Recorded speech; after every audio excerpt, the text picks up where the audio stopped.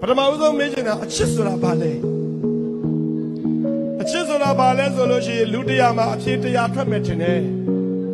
ဟုတ်တယ်အပြိုကြီးကိုမေးအချစ်ဆိုတာဘာလဲအချစ်ဆိုတာအထီးကျန်ခြင်းကိုမွေးဖွားမပေးတဲ့နတ်မိမယ်လို့ပြောမှာပေါ့အသေးကွယ်ဘူးတဲ့သူကိုမေးမယ်အချစ်ဆိုတာဘာလဲအချစ်ဆိုတာအလုံးခါတိတဲ့စေကားကြီးပဲ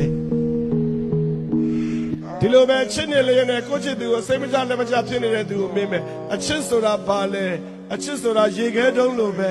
လက်လေးနဲ့ကာရင်အေးတယ်ရင်ပတ်ထဲလက်ရောက်တော့ပူလိုက်တာအမျိုးမျိုးဖြေပါလိမ့်မယ်အချစ်မှာအတိတ်ပဲတွေအမျိုးမျိုးရှိမယ်လို့ထင်တယ်ဒါပေမဲ့အဲ့ဒီလိုအချစ်တွေကိုကျွန်တော်ကအတိတ်ပဲဖွင့်ချင်တာမဟုတ်ဘူးကျွန်တော်ပြောချင်တဲ့အချစ်တွေအများကြီးထဲမှာအချစ်တော်မှာဘာလေးပေါက်ထည့်ရင်ဘယ်လိုအတိတ်ပဲပြောင်းသွားမလဲ